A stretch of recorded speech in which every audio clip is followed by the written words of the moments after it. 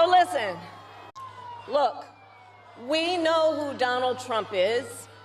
He is the person who stood at this very spot nearly 4 years ago and sent an armed mob to the United States Capitol to overturn the will of the people in a free and fair election. An election that he knew he lost. Americans died as a result of that attack. 140 law enforcement officers were injured because of that attack. And while Donald Trump sat in the White House watching as the violence unfolded on television, he was told by his staff that the mob wanted to kill his own vice president. And Donald Trump responded with 2 words: so what? America, that's who Donald Trump is. And that's who is asking you to give him another 4 years in the Oval Office. Not to focus on your problems, but to focus on his. And Donald Trump has told us his priorities for a second term. He has an enemies list of people he intends to prosecute. He says that one of his highest priorities is to set free the violent extremists who insulted those law enforcement officers on January 6th. Donald Trump intends to use the United States military against American citizens who simply disagree with him. People he calls, quote, the enemy from within.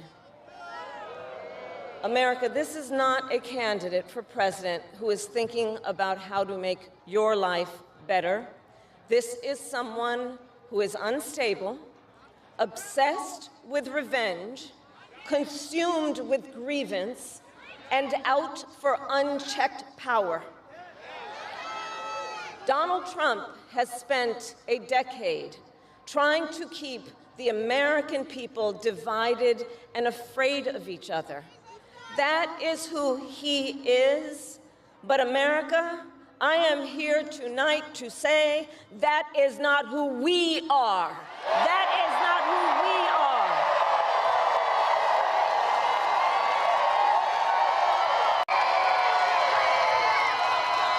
Now look, let me say, I recognize this has not been a typical campaign.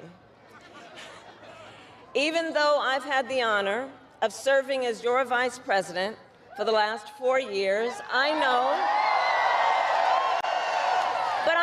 that many of you are still getting to know who I am. Well, let me tell you, I am someone who has spent most of my career outside of Washington, D.C., so I know that not all the good ideas come from here. I am not afraid of tough fights against bad actors and powerful interests. Because for decades, as a prosecutor and a top law enforcement officer of our biggest state, I won fights against big banks that ripped off homeowners, against for-profit colleges that scammed veterans and students, against predators who abused women and children, and cartels that trafficked in guns, drugs, and human beings. And I did this work because for as long as I can remember, I have always had an instinct to protect. There's something about people being treated unfairly or overlooked that frankly just gets to me. I don't like it. It's what my mother instilled in me, a drive to hold accountable those who use their wealth or power to take advantage of other people. The drive to protect hardworking Americans who aren't always seen or heard and deserve a voice, and I will tell you that is the kind of president I will be.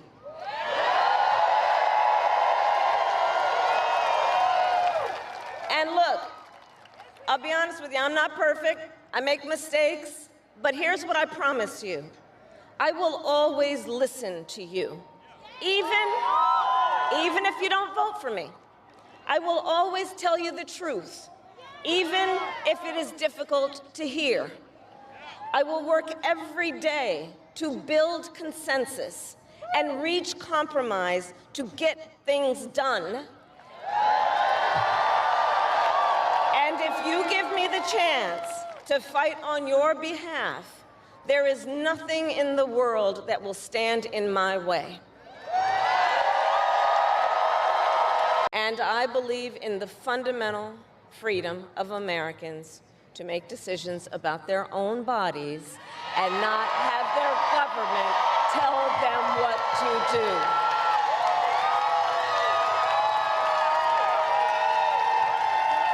I will fight to restore what Donald Trump and his hand-selected Supreme Court justices took away from the women of America. That today, 1 in 3 women in America, think about it, 1 in 3 women in America lives in a state with a Trump abortion ban, many with no exceptions even for rape and incest. The idea that a woman who survives a crime of a violation to her body should not have the authority to make a decision about what happens to her body next, that is immoral. That is immoral, and Trump's not done. He would ban abortion nationwide, restrict access to birth control and put IVF treatments at risk, and force states to monitor women's pregnancies. Just Google Project 2025 and read the plans for yourself. And look, I think we all know one does not have to abandon their faith or deeply held beliefs to simply agree the government should not be telling her what to do with her body. Not the government. And when Congress passes a bill to restore reproductive freedom nationwide, as President of the United States, I will proudly sign it into law. Proudly.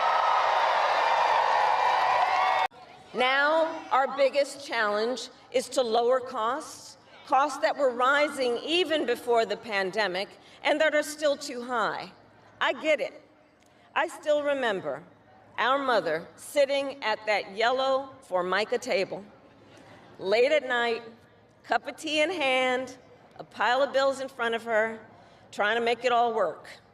And I've heard from so many of you who are facing even greater financial pressures. Donald Trump's answer to you is the same as it was the last time. Another $1 trillion in tax cuts for billionaires and big corporations. And this time, he will pay for it with a 20% national sales tax on everything you buy that is imported. Think about it. Clothes, food, toys, cell phones. A Trump sales tax that would cost the average family nearly $4,000 more a year. And on top of that, you will pay even more if Donald Trump finally gets his way and repeals the Affordable Care Act, which would throw millions of Americans off their health insurance and take us back to when insurance companies had the power to deny people with pre-existing conditions. Well, we are not going back. We are not going back.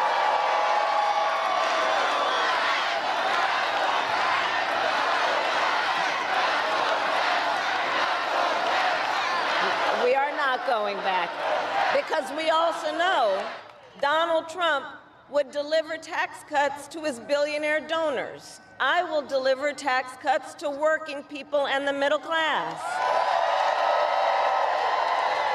I will make sure you have a chance not just to get by, but to get ahead. Because I believe in honoring the dignity of work. I will enact the first ever federal ban on price gouging on groceries. Cap the price of insulin and limit out-of-pocket prescription costs for all Americans. I will fight to make sure that hardworking Americans can actually afford a place to live. I'll never forget how our mother saved up and how excited she was when she could finally afford to buy our first home. I remember how excited she was. And I know that owning a home is not only a measure of financial security, it's about the pride of your hard work. And as president, I will fight to help first-time home buyers with your down payment, take on the companies that are jacking up rents, and build millions of new homes. For years, we have heard excuses about why America can't build enough housing. Enough with the excuses. I'm going to cut the red tape and work with the private sector and local governments to speed up building and get it done. And the cost of housing isn't the only financial pressure on middle-class families. I have met so many young people who have a natural desire to parent their children well, but not always the resources to do it. So I'll fight for a child tax credit to save them some money, which will also lift American children out of poverty. I'll work to lower the cost of childcare, which is out of reach for too many working families today. So look, in less than 90 days, either Donald Trump or I will be in the Oval Office. Okay?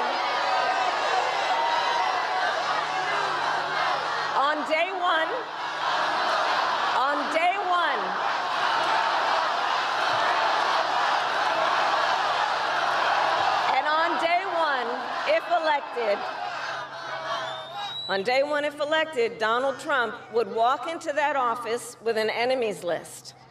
When elected, I will walk in with a to-do list full of priorities of what I will get done for the American people. And I will work with everyone, Democrats, Republicans, and independents, to help Americans who are working hard and still struggling to get ahead. I have been honored to serve as Joe Biden's vice president. But I will bring my own experiences and ideas to the Oval Office. My presidency will be different because the challenges we face are different. Our top priority as a nation 4 years ago was to end the pandemic and rescue the economy. Now, our biggest challenge is to lower costs that were rising even before the pandemic and that are still too high. Politicians have got to stop treating immigration as an issue to scare up votes in an election, and instead treat it as the serious challenge that it is that we must finally come together to solve. I will work with Democrats and Republicans to sign into law the border security bill that Donald Trump killed. When I was Attorney General of a border state, I saw the chaos and violence caused by transnational criminal organizations that I took on. And when I am president, we will quickly remove those who arrive here unlawfully, prosecute the cartels, and give Border Patrol the support they so desperately need. At the same time, we must acknowledge we are a nation of immigrants. And I will work with Congress to pass immigration reform, including an earned path to citizenship for hardworking immigrants like farm workers and our dreamers.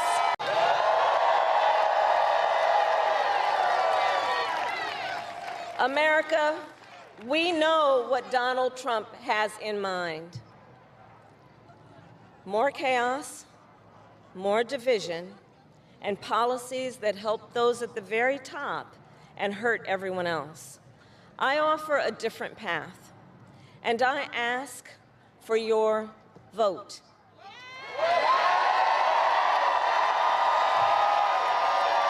And here is my pledge to you. I pledge to seek common ground and common sense solutions to make your life better. I am not looking to score political points. I am looking to make progress. I pledge to listen to experts, to those who will be impacted by the decisions I make, and to people who disagree with me. Unlike Donald Trump, I don't believe people who disagree with me are the enemy. He wants to put them in jail. I'll give them a seat at the table.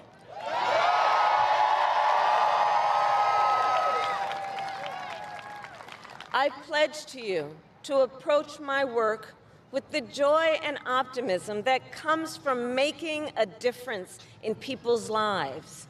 And I pledge to be a president for all Americans.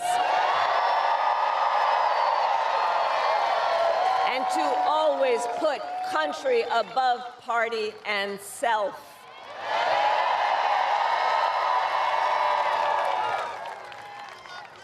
I love our country with all my heart. And I believe in its promise because I've lived it. I grew up as a child of the Civil Rights Movement. My parents would take me to marches in a stroller, where crowds of people of all races, faiths, and walks of life came together to fight for the ideals of freedom and opportunity. I've lived the promise of America.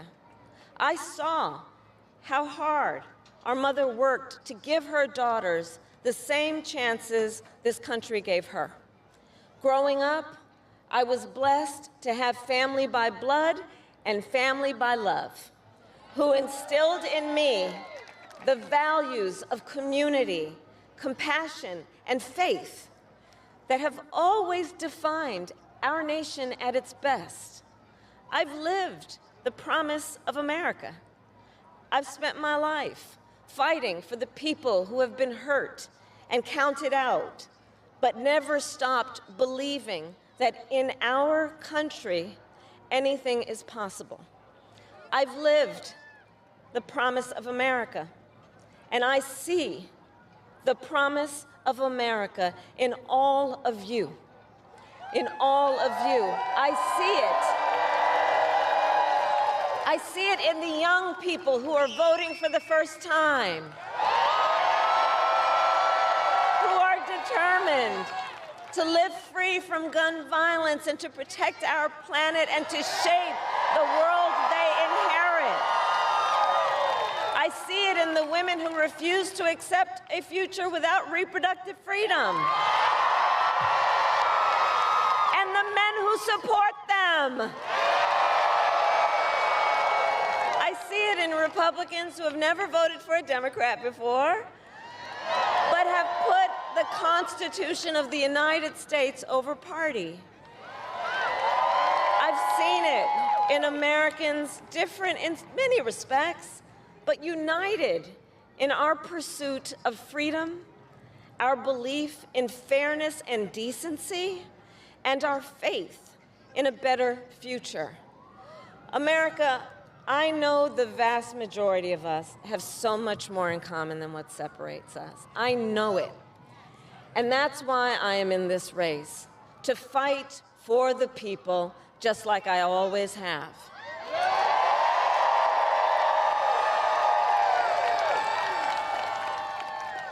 Nearly 250 years ago, America was born when we wrested freedom from a petty tyrant. Across the generations, Americans have preserved that freedom, expanded it, and in so doing, proved to the world that a government of, by, and for the people is strong and can endure.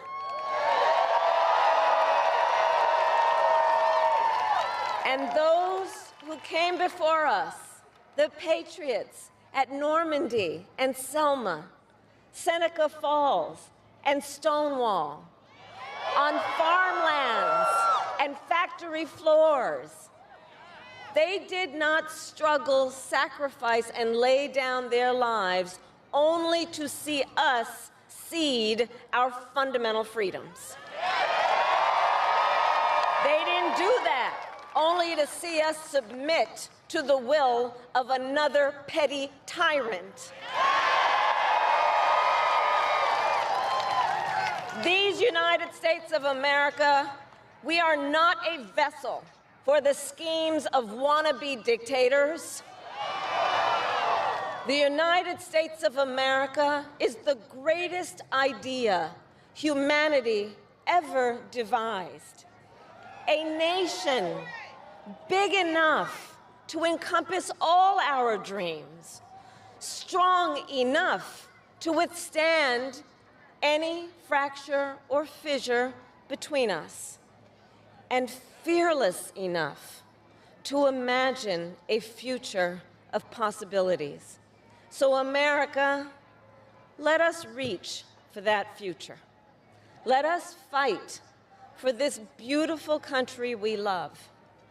And in 7 days, we have the power, each of you has the power to turn the page and start writing the next chapter in the most extraordinary story ever told. I thank you all. God bless you, and may God bless the United States of America. Thank you. What Donald Trump has never understood is that e pluribus unum, out of many, one, isn't just a phrase on a dollar bill. It is a living truth about the heart of our nation. Our democracy doesn't require us to agree on everything. In fact, we like good arguments from time to time. Just think of your own family, right? It's not the American way to not have disagreements. We don't shy away from robust debate. In fact, we like a good debate, don't we? We like a good debate. And the fact that someone disagrees with us does not make them the enemy within. That's right. They are family, neighbors, classmates, co-workers. They are fellow Americans. And as Americans, we rise and fall together.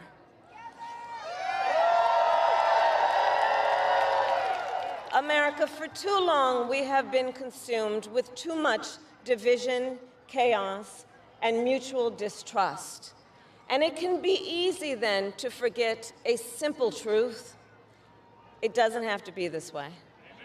It doesn't have to be this way. It is time to stop pointing fingers. We have to stop pointing fingers and start locking arms. It is time to turn the page on the drama and the conflict, the fear and division. It is time for a new generation of leadership in America.